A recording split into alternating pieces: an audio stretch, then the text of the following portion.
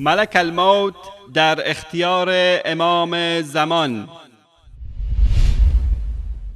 بینندگان گرامی، آیات صریح قرآن کریم بر این امر دلالت می کند که هر انسان اجل معینی دارد که هنگام رسیدن آن ملک الموت به امر و فرمان الله متعال روح او را قبض می کند و آن زمان معین ذره‌ای پس و پیش نخواهد شد.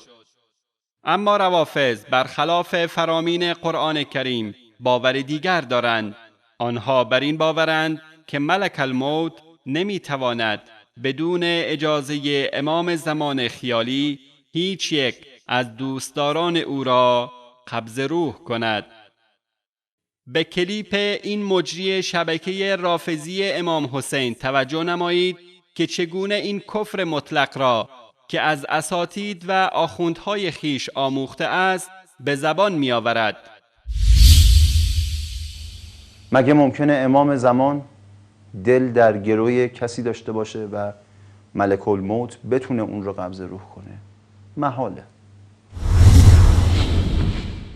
الله متعال می فرماید: قل افرأيتم ما تدعون من دون الله إن أرادني الله بضر هل هن كاشفات ضره أو أرادني برحمة هل هن ممسكات رحمته.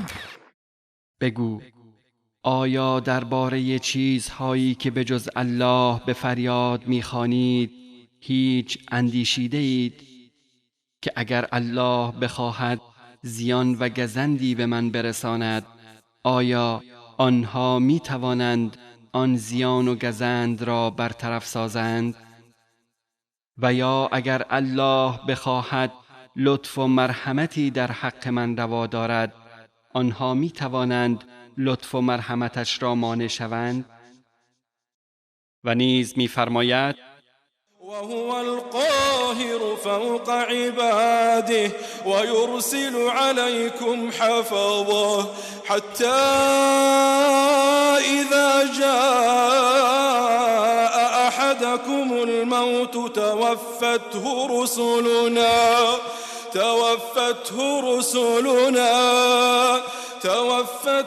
رسلنا وهم لا يفرطون.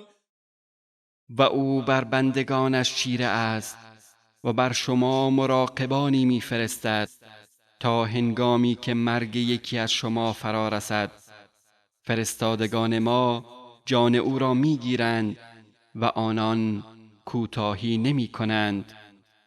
و همچنین می‌فرماید: ولكل أمة أجل فإذا جاء أجلهم لا يستأخرون ساعة ولا يستقدمون.